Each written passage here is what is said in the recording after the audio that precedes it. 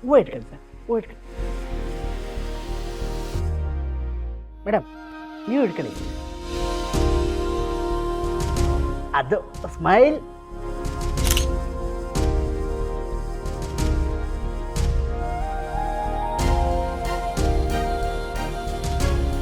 ತಗೊಳ್ಳಿ, ನೀವಿಬ್ರು ಇಲ್ಲೊಂದು ಸೈನ್ ಮಾಡಿ.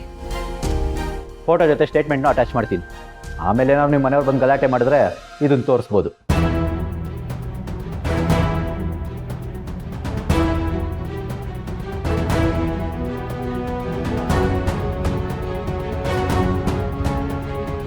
ನಾನು ಡಿವೋರ್ಸ್ ಬೇಕು ಅಂದರೆ ಇವ್ರು ಮದುವೆನೇ ಮಾಡಿಸ್ತಿದಾರಲ್ಲ. ಏನಮ್ಮ, ನೀನು ಸೈನ್ ಮಾಡು.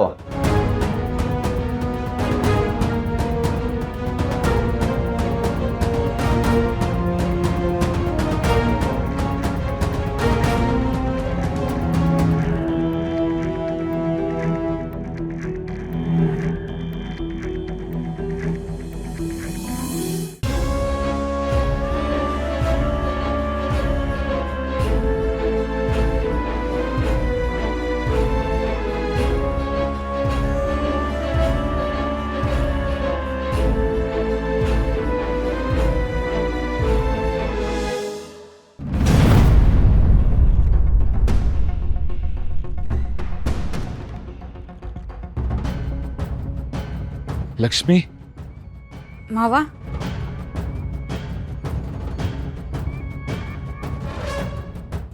ಮಾವ, ಯಾಕಮ್ಮ ಹೀಗೆ ಮಾಡಿದೆ? ನೀನ್ ಮನೆ ಬಿಟ್ಟು ಹೋದ್ರೆ ನಾವೆಲ್ಲ. ಮಾವ, ತಾತ ಹೇಗಿದ್ದಾರೆ? ಅವ್ರಿಗೇನಾಗಿಲ್ಲ ಅಲ್ವಾ? ಹುಷಾರಾಗಿದ್ದಾರಲ್ವಾ? ಅಪ್ಪ ಇನ್ನೂ ಕ್ರಿಟಿಕಲ್ ಕಂಡೀಷನ್ ಅಲ್ಲೇ ಇದ್ದಾರೆ ಲಕ್ಷ್ಮಿ. ಹುಷಾರಾಗ್ತಾರಲ್ವಾ ಮಾವ? ಆಗ್ತಾರೆ, ಹುಷಾರಾಗ್ತಾರೆ, ಮನೆಗೆ ಬರ್ತಾರೆ. ಆದ್ರೆ ಮನೆಗೆ ಬಂದ್ಮೇಲೆ ನೀನ್ ಎಲ್ಲಿ ಅಂತ ಕೇಳಿದ್ರೆ ಏನ್ ಹೇಳೋದು ಲಕ್ಷ್ಮಿ? ನಾನು ಇಲ್ಲದೆ ಇರೋ ಟೈಮಲ್ಲಿ ಎಲ್ಲರೂ ಸೇರ್ಕೊಂಡು ನನ್ನ ಮೊಮ್ಮಗಳನ್ನ ಮನೆಯಿಂದ ಹೊರಗೆ ಹಾಕಿದ್ರಿ ಅಂತ ಕೇಳಿದ್ರೆ ಏನಂತ ಉತ್ತರ ಕೊಡೋದು? ಯಾಕಮ್ಮ ಹೀಗೆ ಮಾಡ್ದೆ? ಮನೆಯಿಂದ ಹೊರಡ್ಬೇಕಾದ್ರೆ ನನ್ನ ನೆನ್ಪಾಗ್ಲಿಲ್ವಾ? ತಾತ ಅಜ್ಜಿ ಎಷ್ಟು ನೊಂದ್ಕೋತಾರೆ ಅಂತ ಮನ್ಸಿಗೆ ಬರ್ಲಿಲ್ವಾ?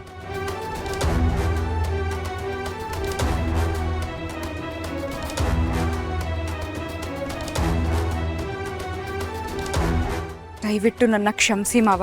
ನನ್ನಿಂದ ಆ ಮನೇಲಿ ಯಾರಿಗೂ ನೆಮ್ಮದಿ ಇಲ್ಲ. ನನ್ನಿಂದ ಸಮಸ್ಯೆ ಆಗ್ತಿದೆ ಅಂತ ಗೊತ್ತಿದ್ರು ನಾನು ಹೇಗೆ? ಯಾರು ಹೇಳಿದ್ರು? ಆದಿನ, ವಿಮ್ಲನ, ಯಾರು ಹೇಳಿದ್ರು? ನಾನೇ ಹೇಳ್ತಿದ್ದೀನಿ ಮಾವ, ನನಗಲ್ಲಿರೋದಕ್ಕೆ ಇಷ್ಟ ಇಲ್ಲ. ಲಕ್ಷ್ಮಿ, ನೀನ್ ಹೀಗಂದ್ರೆ ಏನೋ ಮಾಡ್ತಾ? ಈ ಮನೆ ಸೊಸೆ ನೀನು, ಮನೆ ಮಗಳು ನೀನು. ನಿನ್ ಬಗ್ಗೆ ಯಾರಿಗೂ ಏನು ಕೆಟ್ಟ ಅಭಿಪ್ರಾಯ ಇಲ್ಲ. ನಿನ್ನಿಂದ ಯಾರ ನೆಮ್ಮದಿನೂ ಹಾಳಾಗಿಲ್ಲ.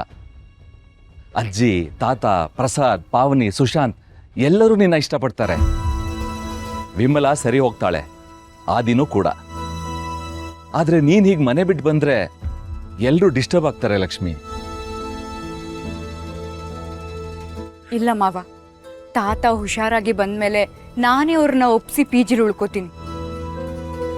ಆದ್ರೆ ನಾನು ಆ ಮನೆಗೆ ಮಾತ್ರ ಬರಲ್ಲ ಮಾವ. ಲಕ್ಷ್ಮಿ, ನಮ್ಮನ್ನ ಬಿಡು. ಈ ವಿಷಯ ನಿಮ್ಮ ಅಪ್ಪ ಅಮ್ಮಂಗೆ ಗೊತ್ತಾದ್ರೆ ಅವ್ರಿಗೆ ಎಷ್ಟು ನೋವಾಗುತ್ತೆ ಅಂತ ಯೋಚನೆ ಮಾಡಿದ್ಯಾ? ಅವರಿಗೆ ಹೇಳ್ಬೇಡಿ ಮಾವ, ಅವ್ರಿಗೆ ಗೊತ್ತಾಗದ್ ಬೇಡ.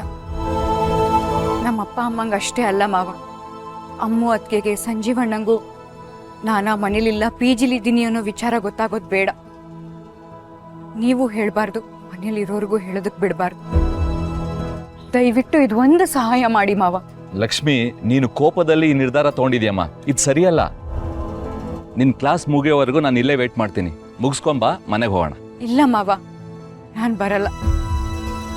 ನನ್ನಿಂದ ಅವ್ರಿಗೆಲ್ಲ ಸಮಸ್ಯೆ ಆಗ್ತಿದೆ ಅಂತ ಗೊತ್ತಿದ್ರು ನಾನು ಅಲ್ಲಿ ಬಂದ್ರೆ ನಾನು ಒಂದು ಕ್ಷಣನೂ ನೆಮ್ಮದಿಯಾಗಿರಲ್ಲ ಮಾವ. ನಾನು ಓದಕ್ಕಾಗಲ್ಲ, ನನ್ನ ಕನಸು ಗುರಿನೂ ಮುಟ್ಟಕ್ಕಾಗಲ್ಲ. ದಯವಿಟ್ಟು ಬಲವಂತ ಮಾಡಬೇಡಿ ಮಾವ. ಲಕ್ಷ್ಮಿ, ಪ್ಲೀಸ್ ಮಾವ, ನೀವು ಮತ್ತೆ ಇದ್ರ ಬಗ್ಗೆ ಮಾತಾಡಿದ್ರೆ ನನ್ನ ಮೇಲೆ ಆಣೆ. ದಯವಿಟ್ಟು ನೀವು ಹೊರಡಿ.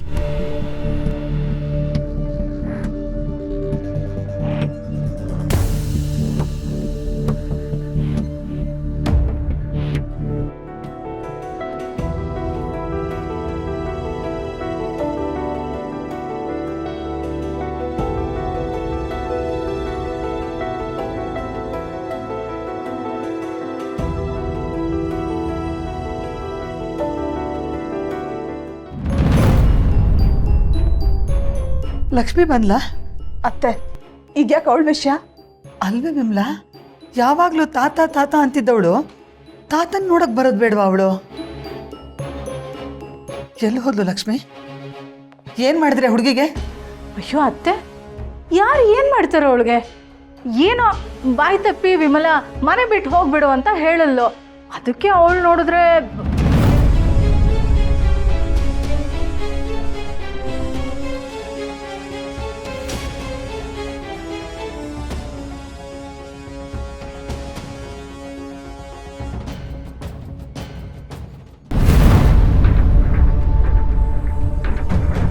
ಏನು? ಲಕ್ಷ್ಮಿ ಮನೆ ಬಿಟ್ಟು ಹೋದ್ಲಾ? ಅಯ್ಯೋ ದೇವ್ರೆ, ಏನಾಗೋಯ್ತು ನಮ್ಮ ಮನೆಗೆ? ಯಾರು ಕಣ್ ಬಿತ್ತು ನಮ್ಮ ಮನೆ ಮೇಲೆ?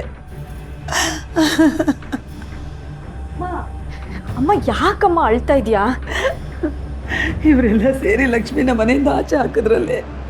ನಿಮ್ಮ ಅಪ್ಪಂಗೆ ಏನಾದರೂ ಈ ವಿಷಯ ಗೊತ್ತಾದ್ರೆ ಎಷ್ಟು ನೊಂದ್ಕೊಳ್ಳಲ್ಲ ಹೇಳು.